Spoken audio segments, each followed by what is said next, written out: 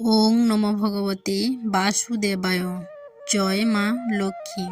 বছরের অন্যতম শ্রেষ্ঠ পূর্ণিমা মাঘী পূর্ণিমা সম্পন্ন হচ্ছে আগামী 29শে মাঘ 12ই ফেব্রুয়ারি বুধবার।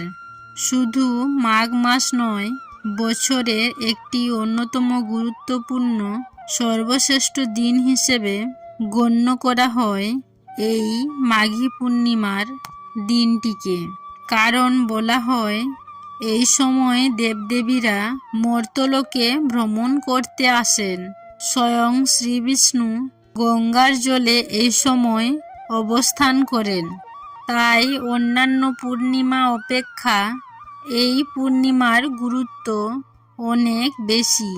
বিশেষ করে হিন্দু ধর্ম, বৌদ্ধ ধর্ম এবং জৈন ধর্মের এই পূর্ণিমাকে অন্যতম শ্রেষ্ঠ পূর্ণিমা হিসাবে গণ্য করা হয়েছে।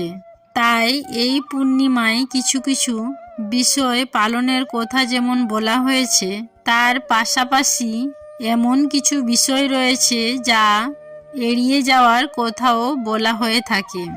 বন্ধুরা, আজ এই ভিডিওর মাধ্যমে আপনাদের সামনে আলোচনা করব যে আসন্ন এই মাঘী পূর্ণিমা কবে এবং কখন পড়েছে, এই পূর্ণিমার মাহাত্ম্য কি, এই পূর্ণিমার দিন কোন কোন বিষয় পালনের কথা বলা হয় এবং কোন বিষয়গুলি আমাদের অবশ্যই এড়িয়ে যাওয়া প্রয়োজন। আশা করছি দর্শক বন্ধুরা এই ভিডিওটি আপনাদের ভালো লাগবে। নমস্কার দর্শক বন্ধুরা, ধর্মকথা এই চ্যানেলে জানাই আপনাদের সুস্বাগতম। আশা করছি ঈশ্বরের কৃপায় আপনারা সকলে ভালো আছেন এবং সুস্থ রয়েছেন। সবার প্রথমে আপনাদের জানাবো যে এই বছর 1431 বঙ্গাব্দ 2025 সালে এই মাঘী পূর্ণিমা কবে এবং কখন পড়েছে। এই বছর মাঘী পূর্ণিমা তিথি শুরু হচ্ছে আগামী 28শে মাঘ 11ই ফেব্রুয়ারি মঙ্গলবার রাত্রি 6:58 থেকে এবং এই মাঘী পূর্ণিমা তিথি থাকছে পরের দিন 29শে মাঘ 12ই ফেব্রুয়ারি বুধবার রাত্রি 7:09 পর্যন্ত। তাই উদয়া তিথি মেনে মাঘী পূর্ণিমা এই বছর পালিত হবে আগামী 29শে মাঘ 12ই ফেব্রুয়ারি বুধবার দিন। পূর্ণিমার যাবতীয় পালনীয় বিধি, পূজা অর্চনা, ব্রত সমস্ত কিছুই বুধবার দিন সম্পন্ন করতে হবে। তবে পূর্ণিমার যে নিশি পালন, অর্থাৎ যারা রাত্রি জাগরণ করে পূর্ণিমা পালন করেন, তাদের ক্ষেত্রে মঙ্গলবার রাত্রিতে নিশি পালন সম্পন্ন করতে হবে।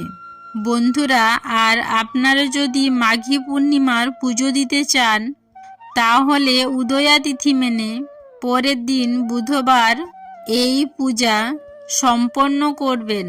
মাঘী পূর্ণিমার একটা অন্যতম গুরুত্বপূর্ণ কাজ বিঘ্নিত হয় চন্দ্রদেবের উদ্দেশ্যে অর্ঘ্য নিবেদন।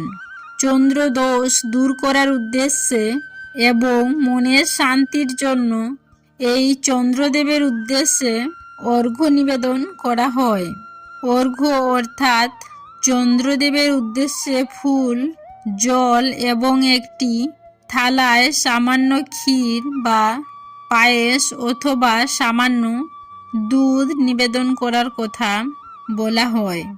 চন্দ্রদেবের উদ্দেশ্যে এই অর্ঘ্য নিবেদন আপনি মঙ্গলবার এবং বুধবার উভয় দিনই সম্পন্ন করতে পারবেন। কারণ মঙ্গল ও বুধ উভয় দিনেই সায়ংকালে অর্থাৎ সন্ধেবেলায় পূর্ণিমা তিথি থাকছে। তাই এই দুই দিনই চন্দ্রদেবের উদ্দেশ্যে আপনি অর্ঘ্য নিবেদন করতে পারবেন।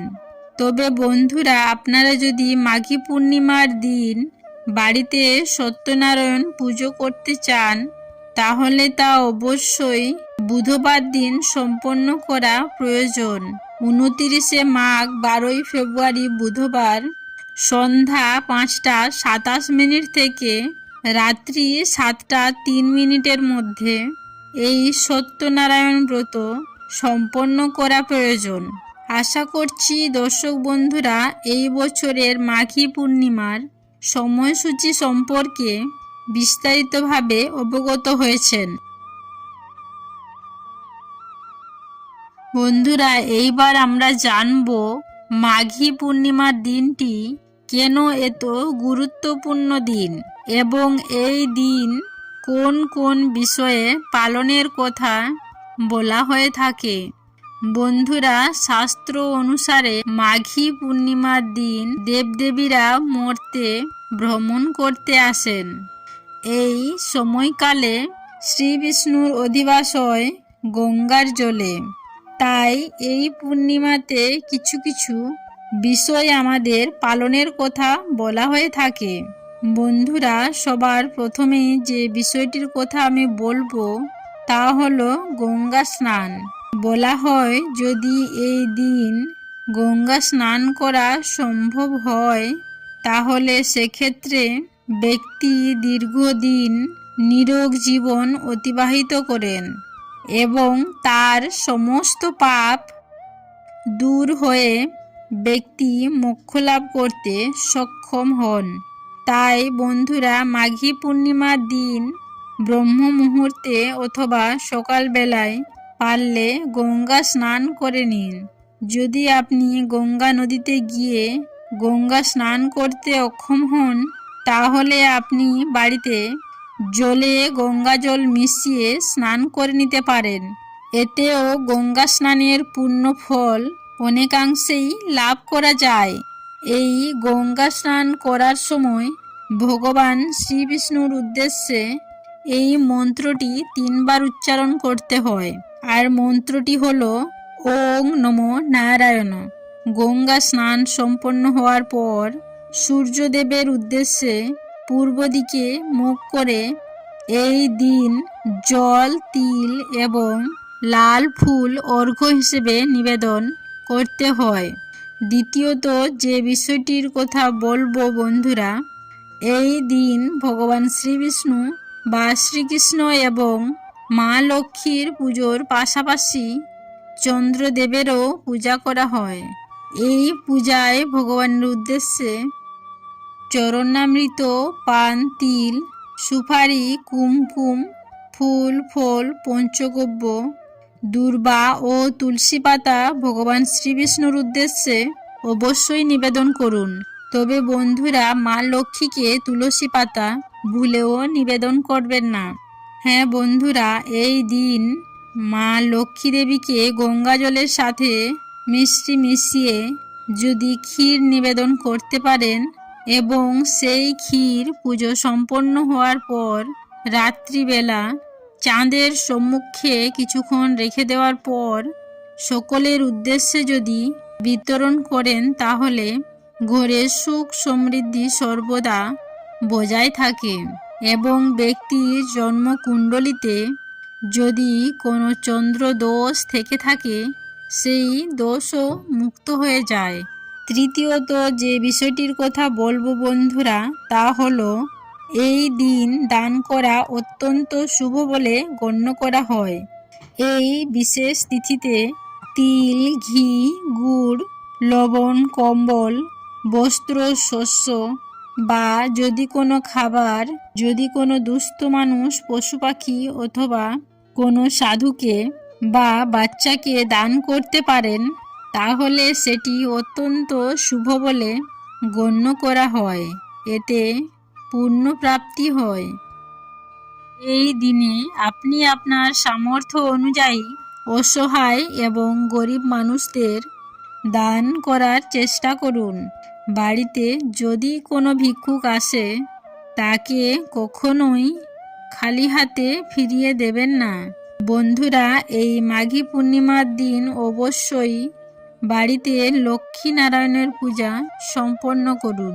আর যদি কোনো কারণে এই পূজা সম্পন্ন করতে না পারেন তাহলে সেক্ষেত্রে যে বিষয়টি আমাদের প্রত্যেকেরই করা প্রয়োজন তা হলো সন্ধ্যাবেলায় মা লক্ষ্মী এবং শ্রী বিষ্ণুর উদ্দেশ্যে একটি ঘিয়ের প্রদীপ এই দিন অবশ্যই প্রজ্বলন করবেন এবং এই মাঘী পূর্ণিমার ব্রত কথা অথবা শ্রী শ্রী সত্যনারায়ণ ব্রত কথাটি একবার হলেও পাঠ বা শ্রবণ করার চেষ্টা করুন।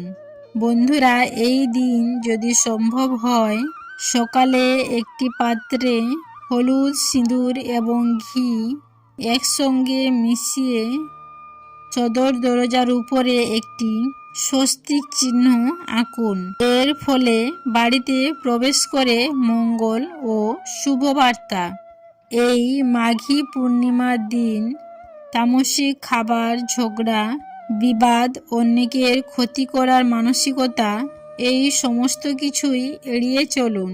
যদি অর্থ সংকট থেকে মুক্তি পেতে চান তাহলে এই মাঘী পূর্ণিমার দিন মা লক্ষ্মী দেবীর সামনে 11টি কড়ি হলুদ দিয়ে রেখে দিয়ে পুজো করুন এবং পুজোর শেষে কড়িগুলি একটি লাল কাপড়ে বেঁধে আলমারি বা আপনার কেশ বাক্সে রেখে দিন।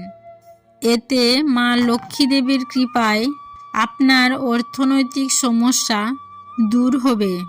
বছরের এই অন্যতম শ্রেষ্ঠ মাঘী পূর্ণিমা খুব সুন্দরভাবে পালন করুন। মা লক্ষ্মী ও শ্রী বিষ্ণুর কৃপা আপনাদের পরিবারের ওপর সর্বদা বর্ষিত হোক, এই কামনা করে আজকের ভিডিওটি আমি এখানেই শেষ করলাম।